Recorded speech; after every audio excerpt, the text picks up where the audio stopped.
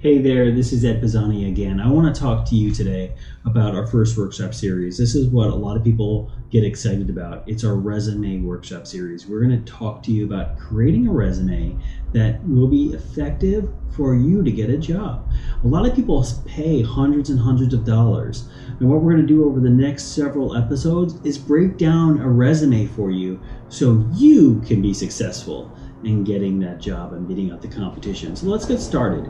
A resume is a very compact item, and everyone's resume is very unique because it's only directly related to you. So the very first thing you need to have on a resume is your name, your full name, your first name, your middle initial, your last name. If you have like junior behind you to the third, you want to make sure that's plugged in as well. You want to let someone know your whole name. On top of that, you want to make sure you have your street address. Where do you live? Where do you reside? A lot of employers want to know this because it's required that people that get a job actually have a residence they can attach to themselves. If you live at home, that's fine. If you live in an apartment, that's fine. Put all the information in there so people know exactly where you live. And of course, you want to have that on there because if they want to send you a paycheck, and it comes in the mail, you want to make sure you have your proper mailing address on there. The next thing you want to have is your phone number. Now, phone numbers are tricky because a lot of people these days have cell phones, home phones, other type of phone lines. You want to put one on there that is your direct contact. So if it's your cell phone, which a lot of people have these days, I have one right here beside me, you want to make sure that it is listed.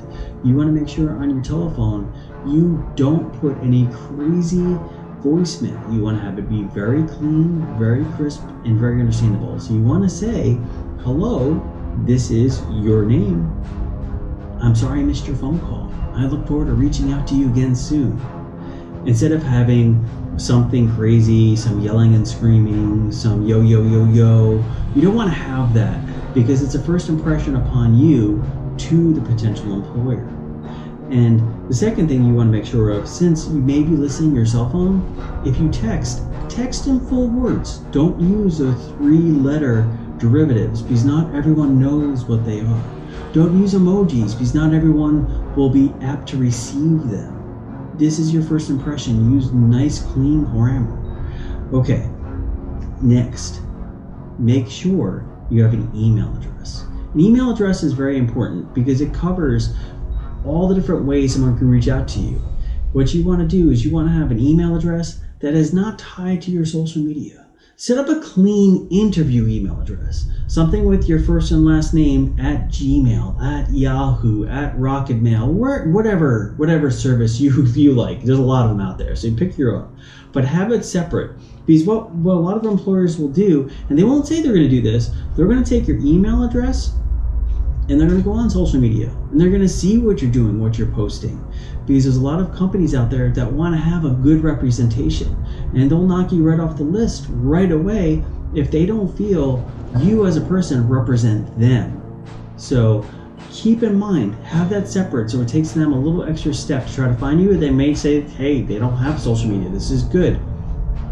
If you do have your home phone number or if you don't have an email address, make sure you tell people at home you're going to be receiving a phone call from a potential interviewer because you don't want to have one of your family members answer the phone in a way that isn't professional and doesn't make you look good.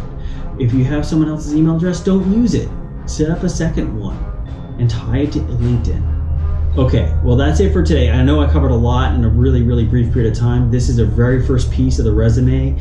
We're going to get into more next time. I hope you enjoyed this and I look forward to seeing you soon.